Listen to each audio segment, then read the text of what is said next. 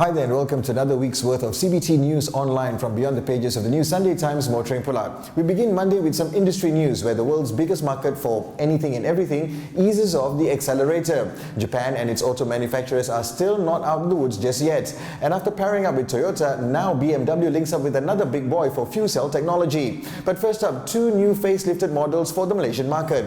Industry insiders are saying that Proton will soon be launching the facelifted Exora MPV. Called the Bold, the Exora will have new front bumpers, new body kit and smoked rear lights, plus a new set of colors. The biggest change for the Bold edition Exora will be the new turbocharged Campro 1.6-litre engine. Under development for quite some time with the help of its subsidiary Lotus, the new engine will be called the Campro CFE, or Charged Fuel Efficient. It has a single turbocharger and is expected to produce 2.0-litre-like performance. Our sources claim the figures should be around 138 horsepower and 205 Newton meters of torque, while the gearbox will be the punch-supplied CBT. I'll bet the Exora Bold will be introduced to the market before the year ends, which actually means in a couple of weeks, and delivery will start next year, expected to be priced at circa 70,000 ringgit. Rumours also say that Proton will be launching a more premium version of the Exora called the Prime next year. And if you're looking for something a little more rugged, Mitsubishi Motors has released an upgraded version of their Pajero.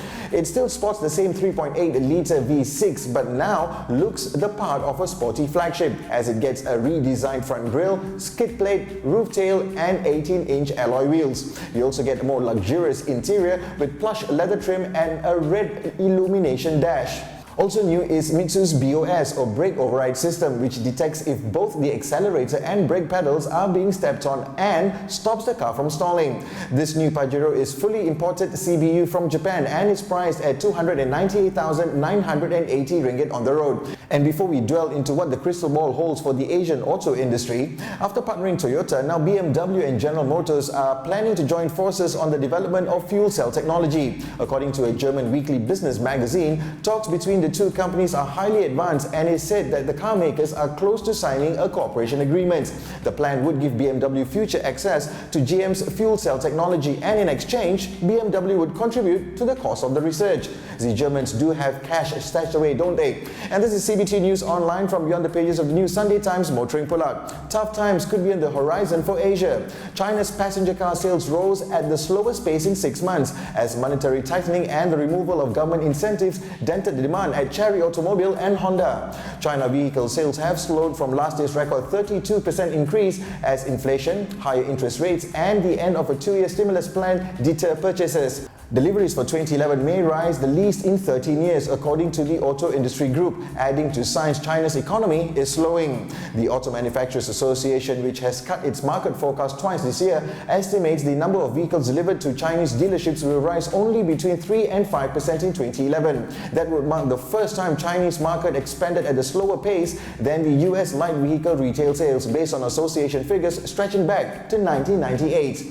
Meanwhile, Japan has extended the duration of tax breaks for fuel-efficient vehicles to support automakers as gains by the yen and the weakness in the global demand hurt the nation's economic recovery. The program will now expire in April of 2015 instead of April 2012, according to an outline of tax policies approved by the Cabinet. Finance Minister Jun Azumi has said that before cutting taxes, the nation needs to support the key industry of automobiles while finding ways to curtail losses of revenue.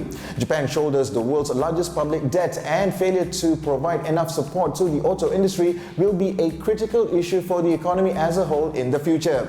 And there seems to be no end to the challenges faced by Japanese automakers. One in particular is Toyota. TMC's recovery is proving tougher than anticipated. Already poised to lose its crown as the world's largest car maker this year, Toyota has cut its profit forecast by more than half after Thailand's worst floods in almost 70 years disrupted output of the Camry and Prius models. While the rebound at rival Nissan accelerates, Toyota has lost 4 times more production in the floods. Toyota said the Thai floods will cut earnings by 120 billion yen, or approximately $1.55 billion.